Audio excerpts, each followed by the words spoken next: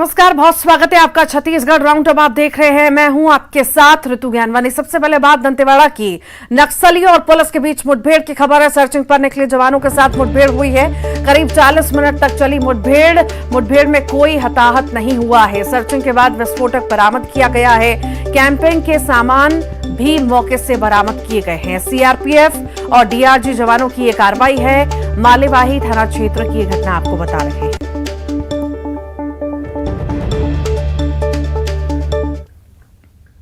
7 बजे दंतेवाड़ा डीआरजी की टीम द्वारा ग्राम मंगनार, गुफा, कोहेबेड़ा के सीमावर्ती क्षेत्र के जंगल पहाड़ियों में पूर्वी बस्तर डिवीजन माओवादियों के डेरा की सूचना मिलने पर डीआरजी के द्वारा घेराबंदी की कार्रवाई की जा रही थी। इसी दौरान डीआरजी पार्टी एवं माओवादी के बीच मुठभेड़ हुई। लगभग 40 मिनट तक चली मुठभेड़ के पश्चात सुरक्षा बलों की कार्रवाई से पस्त होकर माओवादी द्वारा डेरा खाली कर जंगल का आड़ लेकर भागने में सफल हुए। मुठभेड़ स्थल से बड़ी मात्रा में माओवादियों की कैंपिंग के सामान, दैनिक उपयोगी की वस्तुएं एवं विस्फोटक सामग्री बरामद हुए हैं। आसपास के इलाके में सर्चिंग हेतु सीआरपीएफ 195 वाहिनी के बल एवं डीआरजी दंतेवाड़ा का अतिरिक्त बल। और ज्यादा जानकारी के लिए श्रीनिवास नायडू हमारे साथ जुड़ गए हैं। श्रीनिवास, जवानों और नक्सलियों के बीच मुठभेड़ हुई है, क्या ज्यादा जानकारी?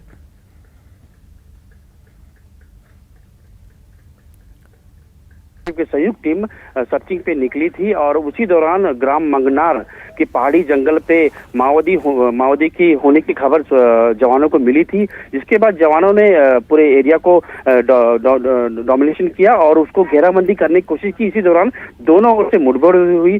पुलिस और माओवादी के बीच मुठभेड़ लगभग 40 मिनट तक चली और मुठभेड़ के बाद माओवादी जंगल की आड़ लेके भाग गए। जिसके बाद इलाके की सर्चिंग में जवानों ने माओवादी के जो दैनिक उपयोगी सामान है और विस्फोटक सामग्री को बरामद किया गया है। साथ ही ये बता दूं कि ये जो इलाका है ये 3 जिलों के जंक्शन का इलाका है। दंतेवाड़ा जिला, बीजापुर जिला और नारायणपुर जिला, ये जंक्शन कहलाता है। 3 जिलों का एरिया है और वहां पर ही मुठभेड़ हुई है। फिलहाल मुठभेड़ खत्म हो गई, जिसके बाद सभी जवान सुरक्षित लौट आए हैं। जी ठीक, बहुत बहुत शुक्रिया। कवर्धा जिले के वनांचल में बेगा आदिवासियों के लिए बनाए गए आवासीय विद्यालय में रैगिंग का मामला सामने आया। यहां पढ़ने वाले 6वीं के बच्चों का 12वीं में पढ़ने वाले छात्रों ने रैगिंग किया, जिसका वीडियो सोशल मीडिया पर वायरल हो रहा है। उधर वीडियो वायरल होते ही जिला प्रशासन ने इसे गंभीरता से लिया। हॉस्टल अधीक्षक को तत्काल प्रभाव से हटा दिया गया। स्कूल के प्राचार्य को भी नोटिस जारी किया गया है और मामले की जांच के लिए टीम का गठन किया गया। इसी के साथ ही 7 नाबालिग समेत 8 आरोपी छात्रों के खिलाफ मामला दर्ज किया गया है।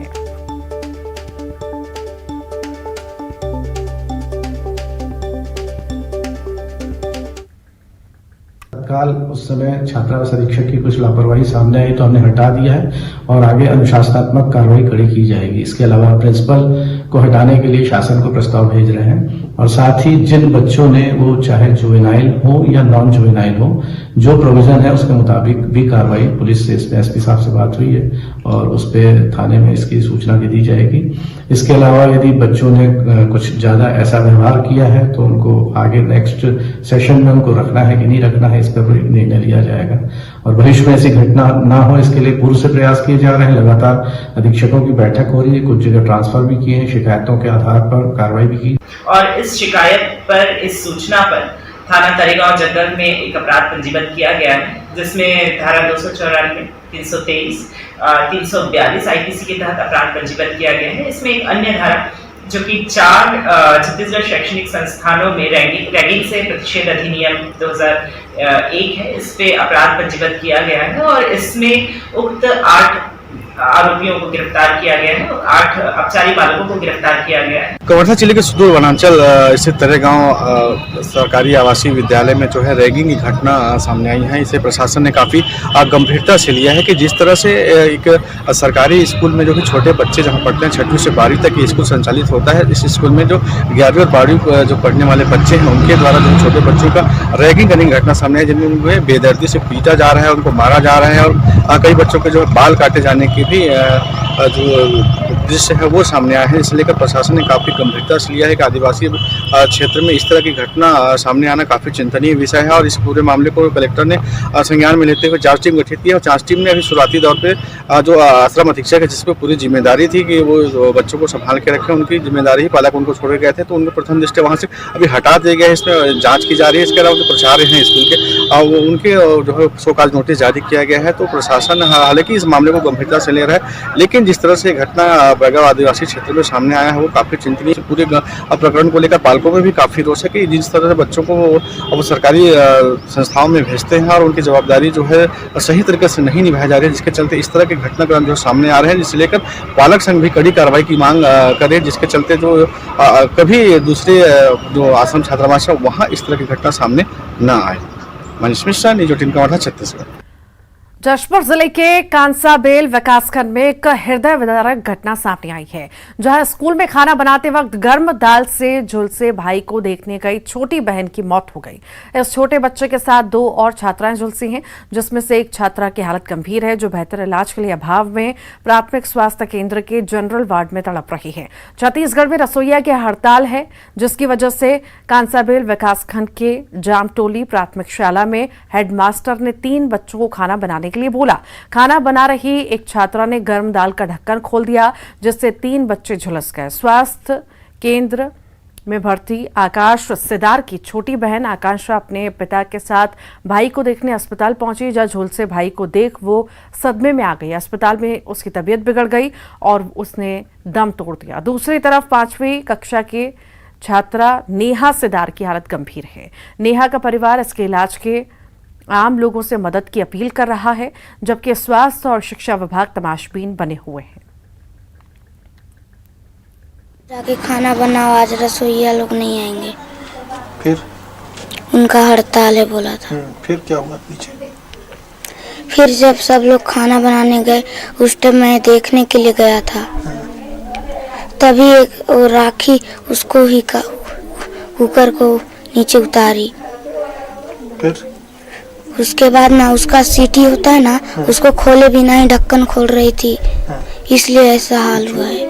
बाद में मेरा लड़की बोला पेट दुखा रहा पापा बोला, तब मैं उसको डॉक्टर के पास लिया था। तो उसके बाद में लाया, फिर रूम में सुताया उसको। उसके बाद में पेशाब लगा है बोला। उसके बाद में तो लेटरिन भी किया, पेशाब भी किया। उसके बाद वैसे होते होते सुबह 2 बार गया। अच्छा, दस्त भी हुआ? हाँ, पतला दस्त। पे नहीं रहती हूँ, बीकापुर में रहती हूँ मैं, वहाँ पे काम करती हूँ मैं। और मेरे पापा भी यहाँ पे नहीं है, वो है हिमाचल में। और मेरी मम्मी है यहाँ पे बस। और मेरी बहन स्कूल में जाती है, 5वीं क्लास में पढ़ती है। तो जैसे कि वहाँ पे जो इसके जो सर लोग थे वो लोग जैसे कि खाना वाना बनवा रहे थे वहाँ पे, तो ये सब सारा सर गलत है। वहाँ पे कहे कि खाना बनाने वाले अलग से आते हैं, तो बच्चों लोग से बनवाया जा रहा था वहाँ पे। दोषियों के लिए जांच करके रिपोर्ट भेज दिया गया है उच्च अधिकारी को, और जो भी दोषी हैं उनके ऊपर कार्रवाई होगी। और इलाज के लिए यहाँ सामुदायिक स्वास्थ्य केंद्र कांसाबेल में सबको तीनों को भर्ती किया गया है, तीनों विद्यार्थियों को। और देखते हैं, जैसे कि अभी हमारा तहसीलदार साहब से बात हुआ है, अभी जा रहे हैं हॉस्पिटल, मैडम डॉक्टर से भी बात करेंगे, यदि कहीं बाहर भेजना हो तो जैसी स्थिति बाहर भेजेंगे। जशपुर जिले के कांसाबेल विकासखंड के जामटोली प्राथमिक शाला में स्कूली बच्चों से मध्याह्न भोजन बनवाया जा रहा था और इस दौरान कुकर खुलने से 3 बच्चे जो है वो घायल हो गए हैं, झुलस गए हैं बच्चे बुरी तरीके से। उनमें से कुछ बच्चों का इलाज कांसाबेल अस्पताल में चल रहा था। यहाँ पर हालत देखिए बच्ची की, एक बच्ची है और इस बच्ची से वहाँ पर खाना बनवाया जा रहा था और इस दौरान जो है बच्ची ने कुकर खोल दिया और कुकर खोलने के बाद बच्ची बुरी तरीके से झुलस गई। इसके साथ ही 2 और बच्चे झुलस गए और इस हादसे का सबसे दुखद पहलू यह है कि इनमें से एक घायल बच्चे को देखने जब उसकी छोटी बहन अस्पताल में आई और उस बच्ची ने अपने बड़े भाई को इस हालत में देख के वो सदमे में आ गई और उसके बाद उसकी तबीयत भी बिगड़ी और उस अस्पताल में ही उसकी मौत हो गई। इस घटना के बाद स्थानीय लोगों में आक्रोश है। जो बच्ची है, बच्ची के परिजन यहाँ पे मौजूद हैं, हम उनसे बात करते हैं। क्या हुआ था कल, क्या आपको पता है? कल तो मुझे ज़्यादातर पता नहीं, मैं काहे कि बाहर रहती हूँ अंबिकापुर में, तो जैसे जो पता है मैं आपको बताऊंगी। कल मेरी बहन का कॉल आया था, बोली घर में सब कोई परेशान है, रो रहे हैं, तू आ जा घर। मैं तुरंत भागी आई अंबिकापुर से। उसके बाद फिर मम्मी भी बहुत ज़्यादा रो रही थी और मेरे पापा भी यहाँ पे नहीं हैं, वो रहते हैं हिमाचल में, मतलब अभी गए, उनका भी तबीयत ख़राब है। तो फिर मैं यहाँ सुबह ही पहुँची, उस समय बात की थी मेरी बहन से, तो उसके बाद मैं ठीक थी जैसे कि, तो उसके बाद यहाँ पे सुबह ही पहुँची मैं, 9-10 बजे जैसे पहुँची यहाँ पे, 10 बज गया था पहुँचते पहुँचते। तो उसके बाद इतना ज़्यादा हम लोग कभी मतलब कि इतने ज़्यादा हम लोग अभी परेशान है और इतने हम मतलब कि अभी कोई हम लोग को सपोर्ट ही नहीं कर रहा है अभी क्या हाल है आपकी जो बहन है उसकी, क्या स्थिति? अभी देख ही सकते हैं कितना मतलब कि बहुत बेकार है अभी ना, यहाँ पे भी ठीक से इलाज होगा कि नहीं पता नहीं। तो बाहर क्यों नहीं ले जा रहे हैं जब इसकी हालत बिगड़ती जा रही है? अभी हम लोग के पास उतना अभी तो कैश वैश भी नहीं है, पैसा वैसा वही पैसों का, और जो इनके जो सर हैं वो बोले हैं पूरा खर्चा उठाएंगे। तो मैं उनसे यही विनती करूंगी कि मेरी बहन का जल्दी से जल्दी वो इलाज अच्छे मतलब अच्छे अस्पताल में करे बस। इतनी बड़ी घटना हो जाने के बावजूद अब तक इस मामले में दोषियों के खिलाफ कोई भी कार्रवाई नहीं होना, एक कहीं ना कहीं एक बड़ा सवाल खड़ा होता है। बहरहाल अब देखना होगा कि इस मामले में दोषियों के खिलाफ क्या कार्रवाई की जाती है। दीपक सिंह, न्यूज़ 18 छत्तीसगढ़, जशपुर। महासमुंद में ईंट का भट्टा मजदूरों के लिए मौत का भट्टा साबित हुआ। बसना विकासखंड में 5 मजदूरों की जान चली गई और एक गंभीर रूप से बीमार हो गया।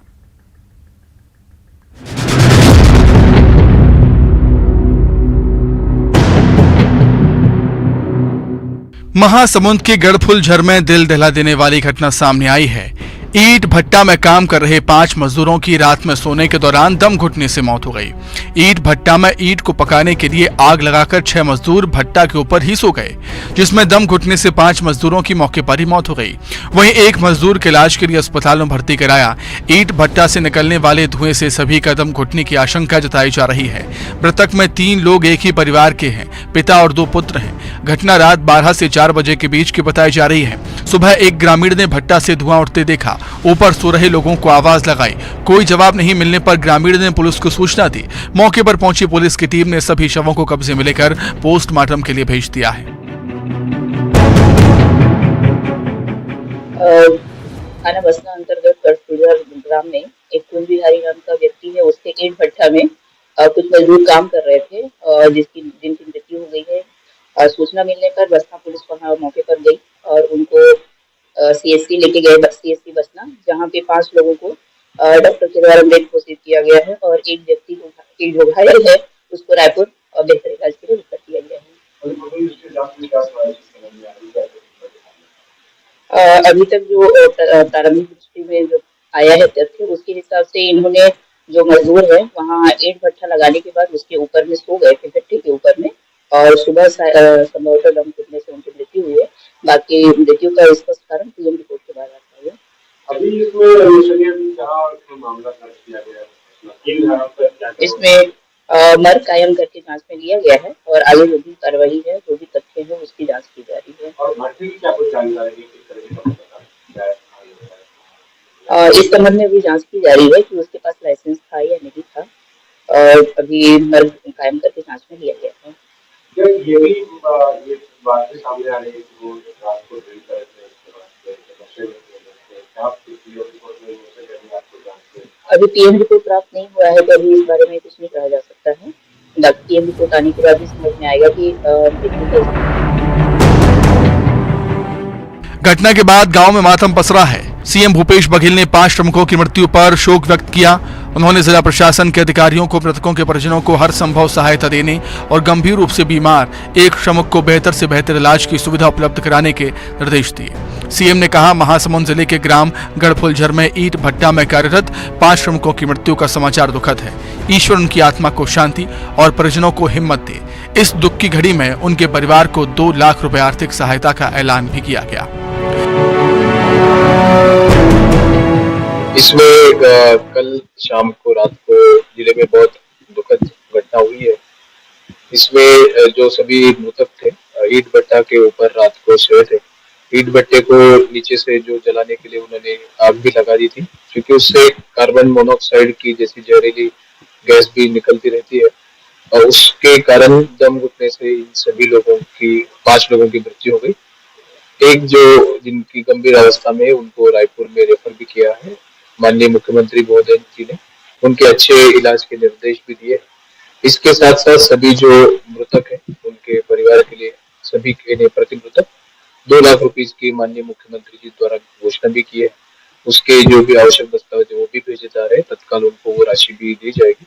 इसके साथ साथ जो सभी 5 मृतक थे उनका पोस्टमार्टम रिपोर्ट भी कराया गया था और जो अंतिम विधि है वो पूरे हम उसको करा रहे हैं। तो इस तरह से ये जो बहुत दुखद घटना हुई उसमें जिला प्रशासन और पुलिस प्रशासन द्वारा कार्य किया गया। कलेक्टर साहब का कहना है कि संबंधित विभागों द्वारा लगातार मॉनिटरिंग की जाती है। हैरत की बात यह है कि इतनी सख्ती के बाद भी 5 लोगों की जान चली गई। मौत की असल वजह शुरुआती तौर पर दम घुटना बताई जा रही है। असल वजह पीएम रिपोर्ट के बाद साफ होगी, लेकिन इतना तय है कि इस मौत का जिम्मेदार सिर्फ जहरीली हवा नहीं होगी। Bureau report, news 18। Bilaspur high court में दुर्ग के Chandulal Chandrakar memorial medical college अधिग्रहण मामले में सुनवाई हुई। कोर्ट ने राज्य सरकार को ट्रस्ट के 36 करोड़ रुपए सुरक्षित रखने के निर्देश दिए हैं और इस मामले में रुंगटा एजुकेशन सोसाइटी ने याचिका दायर कर कहा था कि उनके 36 करोड़ रुपए ट्रस्ट में जमा है। राज्य सरकार ने कॉलेज को अधिग्रहित करने के लिए 2018 में अधिनियम लागू किया था और पहले के सभी एग्रीमेंट को निरस्त कर दिया गया, जबकि कॉलेज के अधिग्रहण से पहले रुंगटा एजुकेशन सोसाइटी ने मेडिकल कॉलेज को खरीदने के लिए 36 करोड़ 50 लाख रुपए दिए थे और अधिग्रहण के बाद उनके पैसे अटक गए हैं।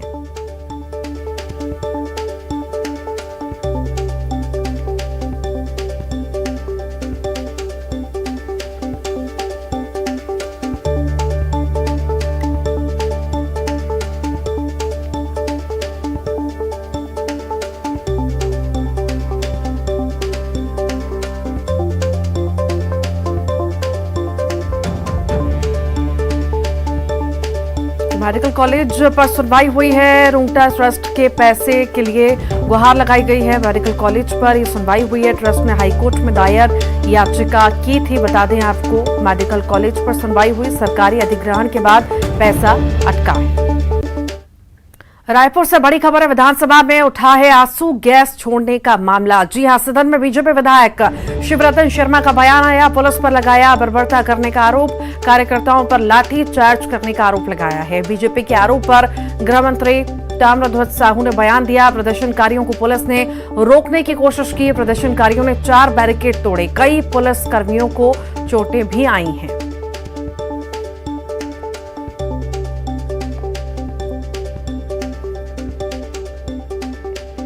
वो सौरभ सिंह क्या क्या पढ़ा रहे हैं मालूम है? पहली बात तो ये अध्यक्ष जी, लोगों की इकट्ठा नहीं होने का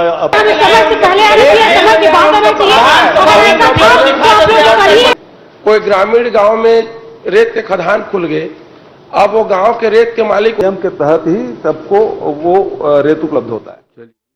दमोह से बड़ी खबर है। रतन जोत के बीज खाने से 17 स्कूली बच्चे बीमार हुए हैं। जिले के हट्टा थाना के बिजौरी पाठक गांव का ये मामला है। स्कूल से घर लौटते समय बच्चों ने खाए हैं बीज। स्कूल से घर लौटते समय रास्ते में बच्चों ने जहरीले बीजों का सेवन किया। सभी बच्चों की उम्र 4 से 12 साल के बीच बताई जा रही है। सभी बच्चों को चक्कर और उल्टी आने पर 108 की मदद से अस्पताल ले जाया गया।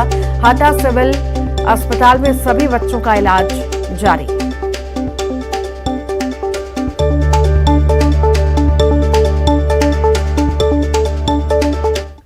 और आइए अब देखेंगे 25 सेकंड में खबर।